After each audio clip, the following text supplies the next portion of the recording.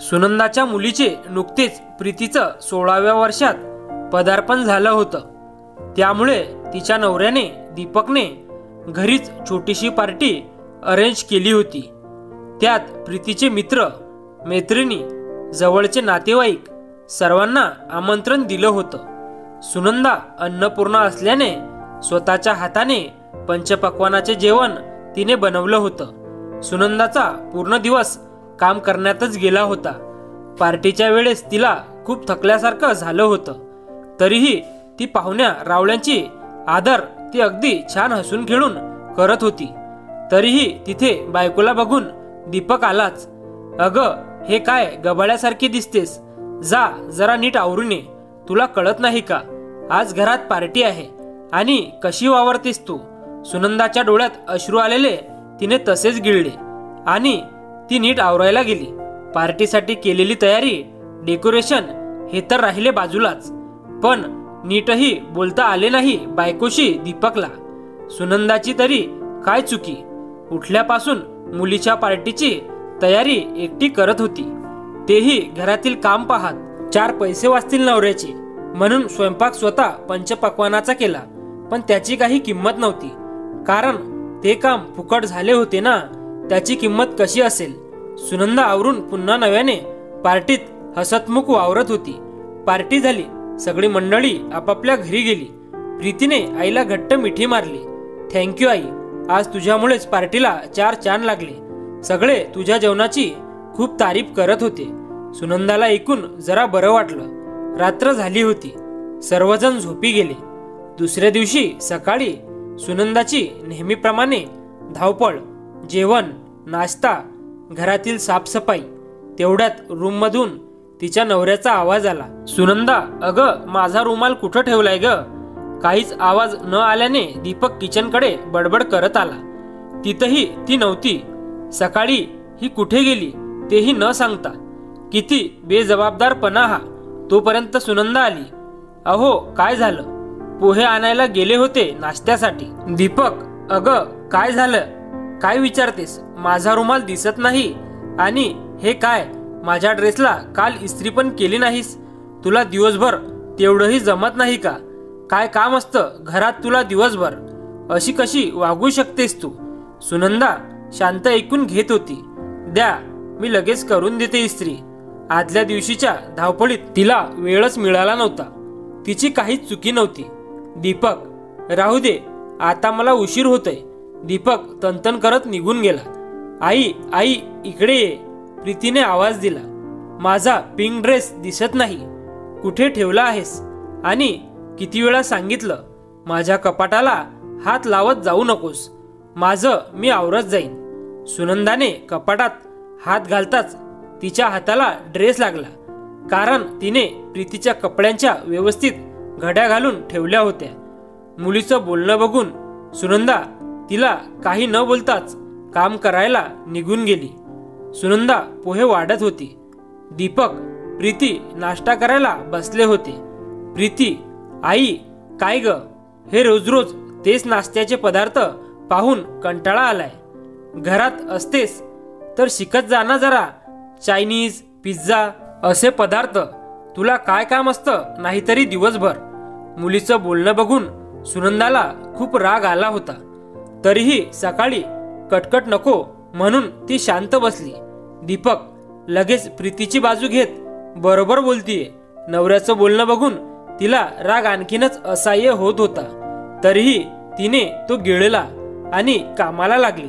दोघांचं बोलणं पाहून सुनंदाला आता खूप वाईट वाटत होतं। संध्याकाळी जेवताना सुनंदाने दोघांना सांगितलं, उद्यापासून स्वतःची कामं स्वतः करा।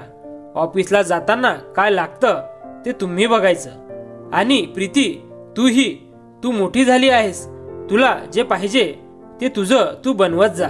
मला जे आवडेल ते मी करेन, मला जे वाटेल तेच मी करेन, माझी अपेक्षा ठेवू नका।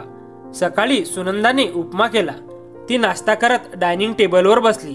शेजारीच उपम्याची डिश नवऱ्यासाठी ठेवली। दीपकने काही न बोलता गपचूप खाल्ला। त्याने आज स्वतःच्या हाताने स्वतः वस्तू घेतल्या होत्या। बायकोचं वागणं त्याला चांगलंच खटकत होतं।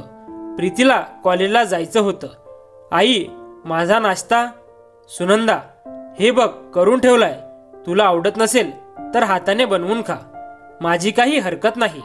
प्रीतीने उपमा हाताने घेऊन गपचूप खात बसली. नंतर प्रीती कॉलेजला निघून गेली. नवराही काही न बोलताच निघून गेला. दुसऱ्या दिवशी संध्याकाळी प्रीती कॉलेजमधून आली. तिच्याबरोबर तिच्या काही मैत्रिणीही होत्या. प्रीतीच्या कपड्याच्या कपाटाकडे लक्ष जाताच त्यातील एक जण म्हणाली, प्रीती, किती अस्ताव्यस्त तुझं कपाट ग. माझ्या घरात माझ्या आईबाबांना नाही जमत असा गलिच्छपणा. प्रीतीला कळून चुकलं, ती आईला किती चुकीचं बोलली. मैत्रिणीबरोबर तिला लाजल्यासारखं झालं होतं. सुनंदा नुकतीच बाहेरून बारशाचा कार्यक्रम आटपून आली होती, त्यामुळे तिलाही कंटाळा आला होता.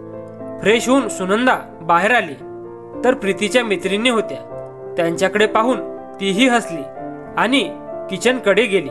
प्रीती, आई, माझ्या फ्रेंडसाठी काहीतरी बनव ना. सुनंदा, बरं बनवते, सुनंदा हसत म्हणाली. सुनंदाने छान दडपे पोहे आणि चहा बनवला, कारण संध्याकाळची स्वयंपाकाची तयारी तिला करायची होती. कारण प्रवासामुळे तिलाही थकवा आला होता. सुनंदा दडपे पोहे आणि चहा त्यांना घेऊन गेली. ते पाहून प्रीतीची मैत्रीण शैला म्हणाली, हे काय प्रीती, तू तर म्हणाली माझी आई अन्नपूर्णा आहे, हे काय दडपे पोहे बनवलेत. मला काहीतरी छान चटपटीत वेस्टर्न फूड खायचं होतं. ते ऐकून प्रीतीला राग आला. आई, किती वेळा सांगितले तुला दुसरेही पदार्थ शिक, घरात बसून तुला तेवढंही होत नाही का. तूच खा, हे आम्हाला नको. चला आपण बाहेरच काहीतरी खाऊ, सगळा मूड गेला. असं म्हणत प्रीती रागातच बाहेर पडणार. तो सुनंदाने थांबवलं. थांब, माझंही ऐकून घे. प्रीती, मीही बाहेरून प्रवास करून आत्ताच आले, मलाही थकल्यासारखं झालं आहे. तू मला म्हणत असते, घरात तर असतेस, पण हा त्याग मी फक्त तुझ्यासाठीच केलाय.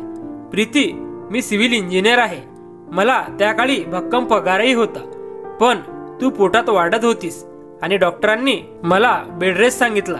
मला नाईलाजाने नोकरी सोडावी लागली.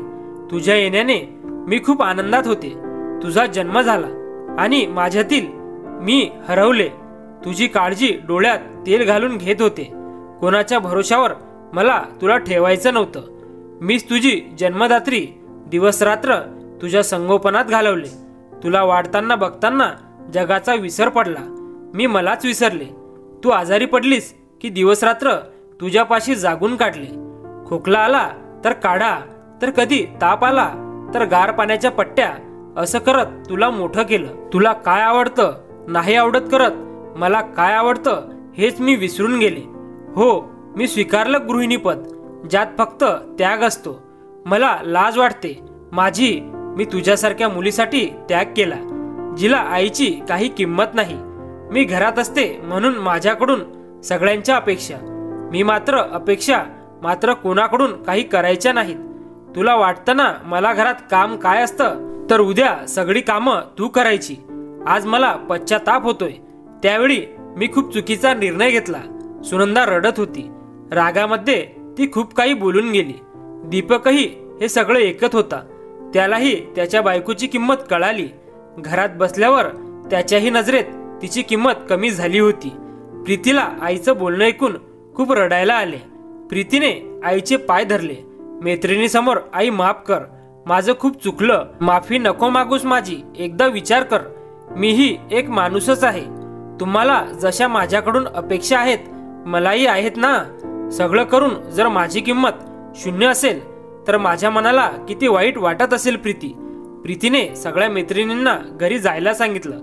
दीपकही सुनंदा जवळ आला. त्यानेही तिला सॉरी बोलले. संध्याकाळी सर्वांनी मिळून कामं केली.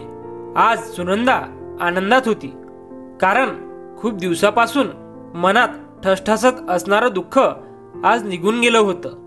मित्र आणि मैत्रिणींनो, कथा आवडल्यास व्हिडिओला लाईक करा, शेअर करा आणि व्हिडिओ कसा वाटला कमेंट्स करून नक्की कळवा.